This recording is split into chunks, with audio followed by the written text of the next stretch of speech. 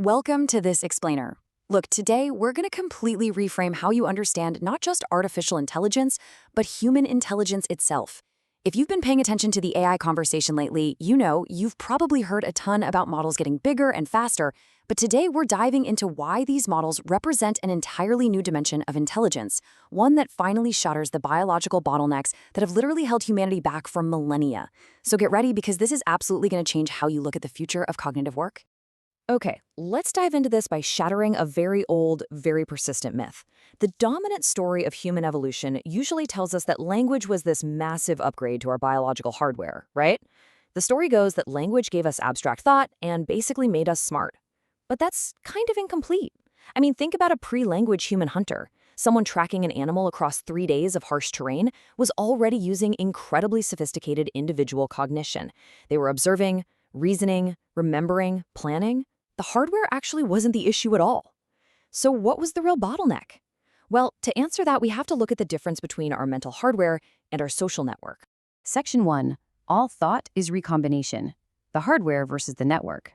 Consider this foundational claim. All thought is recombination.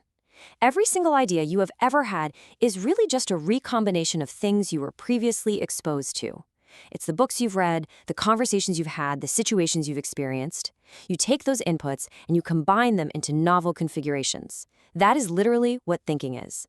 And because of that, the quality and the novelty of your thinking is strictly bounded by the size of your combination space. You can only recombine the raw materials that you actually have access to. And this brings us right back to our early ancestors. Their limitation wasn't their brains, it was their low-fidelity local proto-network. Ideas couldn't accumulate because they couldn't be shared effectively. So language didn't upgrade the mind itself. It dramatically upgraded the network's fidelity and reach. Suddenly, one person's recombinations became the raw material for everyone within earshot. For the very first time, an individual could borrow the processing power, the memory, and the pattern recognition of the entire tribe. That was our first major breakthrough. Section 2. Expanding the X-axis, the history of human reach. Every civilizational breakthrough since language has really just been an expansion of this combination space. Let's speedrun through this timeline real quick. 50,000 years ago, language gives us the local tribe. Fast forward to 3200 BC, writing extends that reach across time, meaning ancient insights become raw material for medieval thinkers. In 1440 AD, the printing press makes idea sharing scalable and pure volume. And then in 1983, the internet completely collapses the final geographic constraints. But notice, every single one of these breakthroughs just moved us further and further right along a horizontal line. We were just expanding human reach so more humans could recombine ideas with more humans.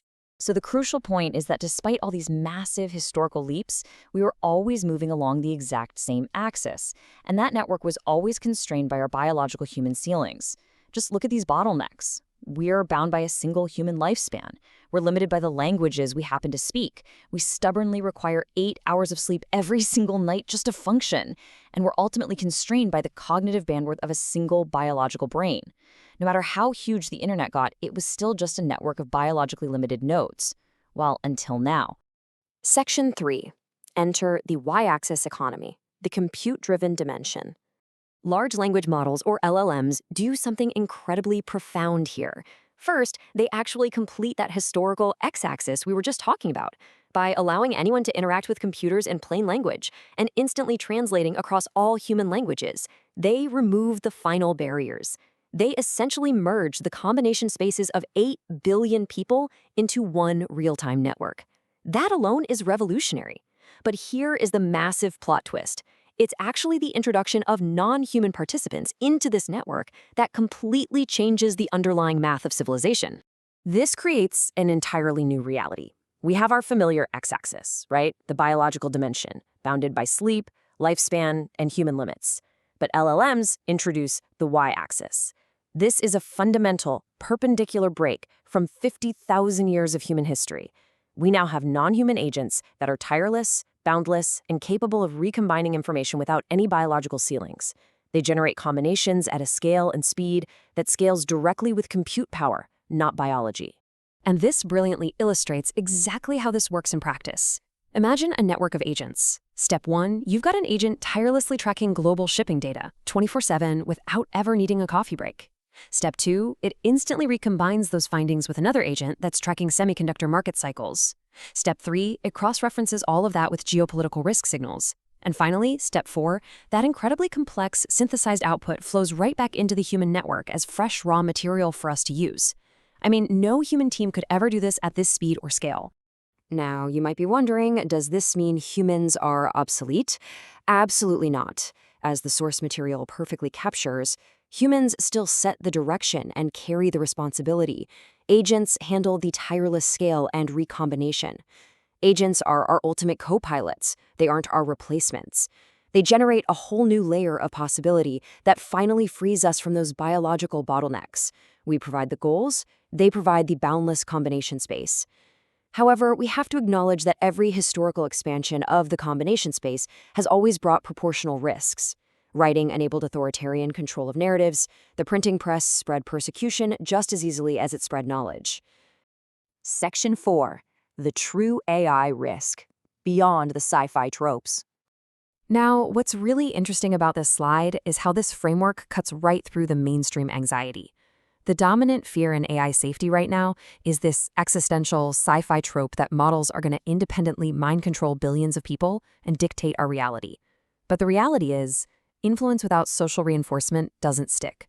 An AI can push a narrative at you all day long, but humans are social validators first and rational agents second. We believe what our tribe believes.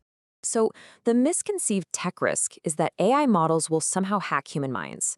But the actual social risk is far more grounded. It's the collapse of human relationships.